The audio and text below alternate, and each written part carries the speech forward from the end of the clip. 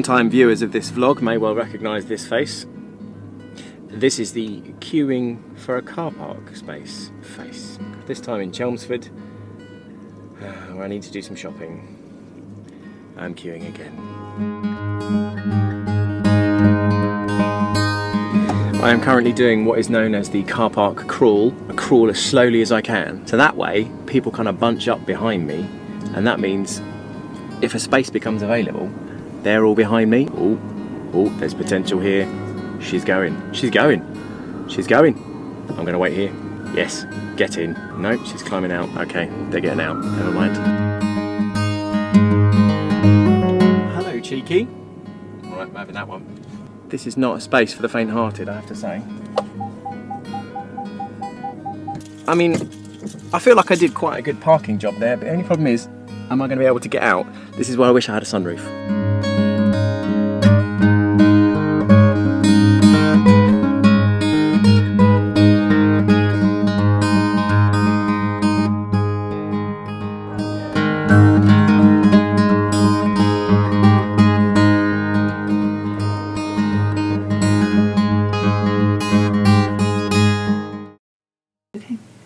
Hello. Hello. I hope you enjoyed the saga of my parking yesterday. Sorry about that. Hopefully by the time you see it, I'll have cut it down from the like 8-minute thing that it was just now that we watched. It's a bit too long. We are probably going to do these every couple of days, maybe 3 days. Probably not too, because there's just so little time during the day with Danielle's therapy and, you know, it being nearly Christmas. So you probably won't see this every day anymore. But we just wanted to share with you what kind of Danielle's day looked like yesterday. It was a little bit full on, wasn't it? Yeah, it was. Yeah, it was. Yeah, it was busy. Busy. Yeah. From when I got up at 2. 7. Yeah. At 7. What did I say? You said 2, but it's okay. Oh, yeah, at 7. 7, quarter past. Yep. 7:15. Right the way until bedtime, which is about 9 o'clock. It was really busy. Yeah. So it started off with an asthma appointment at the doctor's, which you had, I think, 2 days after you had your stroke, you had an appointment booked in, which obviously didn't go to. Because I have to have one every year. Yeah, and it was 14. It was on the 14th you had one of November, yeah. which is the day after your stroke, yeah. And so we had to go back. So we went and did that, which is good news. You don't need to be on a pump, an inhaler anymore. They reckon you can cut that out for now, which is good. Yep. Next thing was speech therapy. Wasn't it? Yeah. So that was an hour, which is really tiring, isn't it? Because you're thinking so much. Yeah. It was listening to, wasn't it? It was listening to people. A recording. Yeah, and answering pictures. Answering questions. Yes. Questions? Do you mean? Yes. Questions. Yeah. Yeah, which is really tiring. And actually, you said to me this morning that it feels like a bit of a waste of time doing that. Like, what's the point in that? It doesn't make me better. But we kind of talked about how maybe it's like that's the more stressful, more difficult stuff. And you are getting better just talking normally. But actually that stuff's important as well because it kind of pushes you a little bit. It is really hard. I can see how difficult it is when you do it. It's really tricky. Yeah. And it makes my brain tired. Yeah, it does. Yeah, it really does wear you out, doesn't it? Yeah. And you've just done a bunch more, so this probably isn't the best time to do this, is it? Yeah. Again. It's okay. But having things make my brain tired is a funny thing. I hardly still remember because I never knew anything like that. Because it just means if I get really tired for my brain, I just find myself and I can't say things that I could say, and it really makes me tired. Really makes you tired, doesn't it? You feel really tired. Yeah, it's really, and it just because I've sat still and thought about something, and that makes it feel tired for thinking. Yeah. I've never thought that was tiring. Yes, yeah, sitting thinking. Yeah, It doesn't wear you out normally, does it? But yeah, because you're trying to get your brain to do all this extra work. Yeah, even just remembering what's been said on a recording, and then trying to answer a question, type out a question, or say the answer to the question. All of those things take 100 times more effort now, don't they? Because you're trying to rebuild those pathways in your brain. So I can see why it makes you really tired. I can see that it does. So that was the second thing. And then it was OT. You had an OT session, didn't you? Yeah. And I wasn't here for that. Yeah. It was another hour. I had to do some. I had to finish doing a. Assessment. Yeah. An assessment. Yeah, but it was about whether I can do things, wasn't it? I can't remember what that's called. Like capability, or. No, not quite. It starts with a C.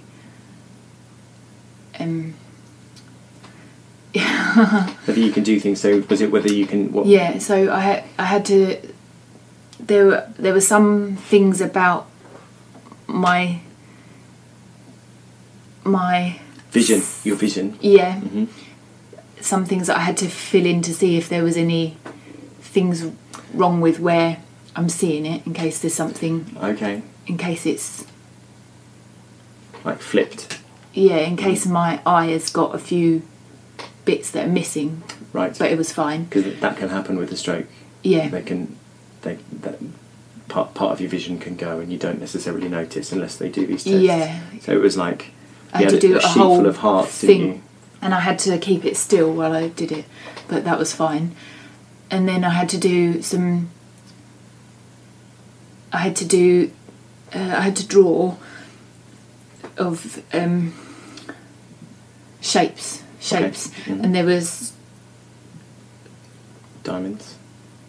Is that a diamond? diamonds, Yeah. and there was circles. And I had to do the biggest one, and then the next, and then the next one, and the next one, down to the smaller ones. So like spatial sort of like. Yeah. Comparing stuff. Okay. Yeah, just to check. But they were all fine. And then I had to do some maths. And then I had to do some writing. Just because my right arm, is that right? Right. Yeah. You're talking about your hand. Yes. Is not as good.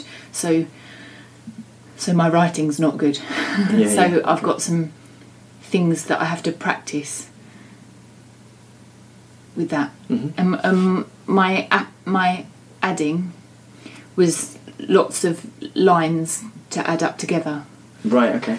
Because I had to do just 2, and I could do that. That was fine. And then I got bigger, and that was a bit harder. Because although I can do that kind of thing, it was following it. So if I've got that many, because normally in my head I would add it up.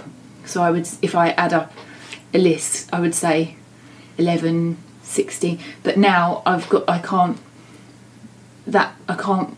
remember. You can't hold. So when I say some of the numbers, like 16, I'm not sure what number that is once I've said it. Okay. Because some of these numbers, even though I've got the number, I can't remember. I can't always get the numbers right. So I can see that they're right and I can add them up, but when I've said them, if someone's said a number and I'm trying to remember what it is, sometimes I don't get it right. It's difficult to. Do you find it difficult to, like when you're doing? So before you would have had like 4 numbers, and you sort of add them in columns, and you could do 1, 2, 3, 4, just going along and adding them, do you find sort of keeping the stages of that in your head difficult? Yeah. Because that would make that really, really tricky. Yeah. Which is something that you've always been really, really good at. Like if we have to add 3 sort of 3-digit numbers together, you can practically do it in your head pretty much, and I'm there with a bit of paper or looking for the calculator on my phone, and you've just done it. So that's something that yeah. there's a way to go I with that. did it, and I think I did it right. Mind you, nobody checked it because she didn't know, but I think I did it right. It just took extra. Instead of just being something that's easy to just quick and write it down and it's fine, I had to really be careful and it took a lot more concentrating and careful. And that's really interesting, because pretty much everything is like that at the moment, isn't it? It's just these normal little things that just take a heck of a lot of effort to do, which is why you're completely wiped out. Even just, sitting with someone for an hour and trying to have a conversation with them just completely exhausts you. It's really difficult. Which is why, you went to the post office today and posted something, and she asked you a bunch of questions, and you can answer it, well enough to complete the transaction and stuff. And that's why you can do that, because you spent all that time, all that effort rebuilding that stuff in your brain. It's really good. So that was the third. It was the third thing, and then there was one more, wasn't there? Yeah, because I had to go and see the doctor. Yes, the GP. Yeah. Yep. To have him sign you off work so that we can so that you can start sorting that out, and we've got a travel insurance claim that needs a sick note and all that sort of stuff. Yeah. Haven't we? Yeah. So that was again. Yeah. Just to touch base really as well with the GP and make sure they know what's going on with you. Really, that was helpful, wasn't it? Yeah. Okay. And then Noah came home, and then bedtime and all that stuff. It just takes forever, doesn't it? And really knackering. Yeah. It's exhausting. Today has been a little bit more chilled. You've had speech therapy this morning, haven't you? Yes. Which sounded like more of the same. I was up here working, but it sounded like more of the same. Yeah. Similar sort of thing, just progressing and stuff. And I think it's making a difference. I think I see a difference in you practically every day. And I have done right from day 2, I guess. There was a difference every day. At the start, it was really like a really steep change, particularly physically. But actually, even just in the little things, you sort of, like, it started off where you had all these really high frequency phrases that you could say really quickly, say well, when you came home, and those are kind of widening out, so you're getting more and more of the sort of conversational things, and your sentences are getting a bit longer. I know still when the whole sentence sort of hangs on this one particular word, sometimes it's difficult to say, or if it's a word that's been difficult to say in the past, like doctor or hospital, those still, you have to think about it and put loads of effort in. I can see that happening, but you are getting better. You are doing, at least I can say it now. Yes. What coffee do you like to drink? Small, black, Americano. That's good. That's what they kept asking us to do, isn't it? That was the first thing that Danielle did, where she went in the hospital. The OTs took her, the OT and physio and speech therapy people took her to Costa in the hospital, and they had you order a drink. Yeah. And I remember you being really terrified and going over and over and over it, and really being scared, and really kind of, because it was the first time you'd spoken to someone that wasn't on the ward, or wasn't family or friends, wasn't it, and didn't kind of know. Apparently they do it all the time, so they were well prepared, but you did it. I remember you being really, you were the most scared I've ever seen you, I think, of doing something. Because I knew I just couldn't do it. And normally you just go, okay, well, alright, a bit nervous about this, but let's do it. Yeah. But that was really, really tricky, and you did it, and I kind of used that as a bit of a yardstick and a little bit of an encouragement. I still don't really understand how they when I asked for it, I didn't say it right, but she still made it for me, so I don't know how she I don't know how she managed to do it. But that's the point, is that, you know, you didn't say the words perfectly. In fact, you said small black, and then you kind of Americano kind of fell off the end there. But you said enough of it to communicate. You know, you communicated effectively what you wanted, and that was the aim of it, was to show you that you can do it, and you've done it loads of times since in the thing, and she even said, "Do you want milk in it?" And you answered the question. You know, you understood and answered the question, and it's like a limited sort of, the scope of the transaction is quite limited. But even so, that's probably why they choose it. But even still, you did a really... But being able to understand some things is getting better, isn't it? Because before, I had to have you with me so that you understood, because some people said things and I said, I don't know what they're saying, and I'm understanding that better. And that, so today I did things that I had to listen to it and fill it in, and things that I was reading, and I had to do things about that. It is very simple, and talking slow and loud, because the thing that I'm looking at is, it's for people who don't know English, but here. So people that don't speak English, that are learning if they English. don't say if they don't say So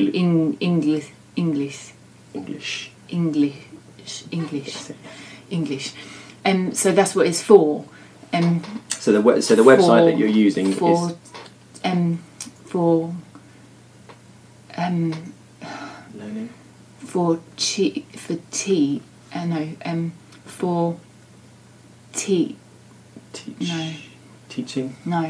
for TEEN. for teenagers. Yes. So they're being kind in a way, because they're a bit easier, but still, I was reading these messages because that's what they were like. They were like somebody's, like text messages like all of those, and I couldn't do that at all, because I just couldn't. I could always read the numbers, but it was just always, I couldn't make it all put together and what it made. I knew what each number was, but each word, but it was just all. But I was able to do that and know what it was. I couldn't still speak it out, but I knew what it was and what the what the meaning was for. Yeah. So you've always been able to you've from quite early on been able to look at each word and know what the word was. Yeah. But when they're in sentences, yeah, that was difficult initially. Yeah. And then in more complicated sentences, yeah, you found that really, really difficult. Yeah. And you're saying that now that's becoming easier. Yeah. See, that's really encouraging, isn't it? Yeah, it is getting better, but it's still, I still can't read a lot of things. I still need you to read things for me so that I know what's saying, and I can't write, because sometimes I had to fill in the gaps about the thing that I heard. Yes. I have to fill in the gaps, but I write entirely the wrong word, and I'm like, that's not right, but I don't know. Yeah, I still can't do that. But you're not, even when you kind of, I mean, I say this to kids at school, even when you're getting something wrong, actually that's helpful to the people that are helping you, isn't it? Because if there's like one particular thing that you never get better at, then they're going to notice that, and they're going to change the therapy to help you with that particular thing. Like they want to set targets, and they want it to be measurable, and make sure that you're making progress in all the different areas, because they kind of understand it a lot better than we do, don't they? Anyway, so that was yesterday and today, really. And it kind of carries on, really. This is kind of our pattern for the foreseeable future. We're going to have a break over Christmas, then start again after Christmas, and then into New Year. And that's really our sort of pattern is they did say, actually, one thing, they did say that they weren't sure why the hospital had said that you couldn't be left alone. And so they're going to sort of talk about signing you off so that you can be on your own. I'm not comfortable with you being on your own all day, I don't think. I wouldn't want to put that on you, because that would be really stressful, I think.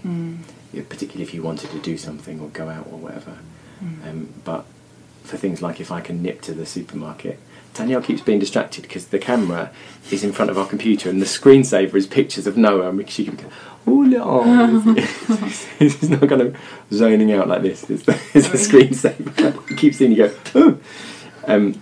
Yeah, so hopefully, but like for if I need to nip to Asda or something at the moment, I've got to either ask someone else to do it or bundle you in the car. And if you're exhausted, going around Asda where it's noisy and there's lots to look at, and the Science Museum, photos. Yeah, going somewhere like that is more exhausting, even though you're not actually doing anything. You're not actually kind of responsible for what's going on or having to have a conversation. Just the environment's quite tiring, isn't it? If it's noisy. Going to Asda. Oh yeah. It's quite that can be quite tiring. So I'm saying it'll be good if I'm finding this tired. Firing this time. Yes. Hey, right. No, because if I want to know what you said, I have to really have to concentrate hard to hear it. Okay. And I'm tired, and when I'm tired, I just sorry. No, you don't have to apologise at all.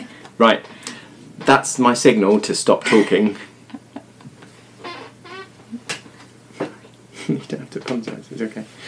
And just wanted to say a huge thank you again to people that continue to donate to the GoFundMe, and the many other people apart from there that have given us really generous financial help.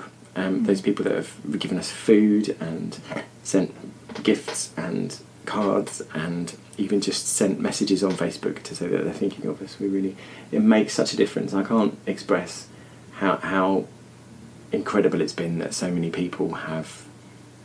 We haven't got to worry about that as well. The worry, yeah, we haven't got to worry about that so much now, which now. takes for now, yeah, takes a big stress off, particularly at this time of year and this sort of stage in your recovery. There's a great big release of stress, and so thank you for that. But even just knowing that so many people are thinking of you and wishing you well is really, really encouraging. And for me personally, just having this little phone that dings every now and again with people asking if I'm okay and asking how Danielle is, and commenting on on Facebook, and just supporting us as a family, and particularly while Danielle was in hospital, supporting me has made a huge difference, and we're really grateful. Thank you. Thank you. You're supposed to do that as well.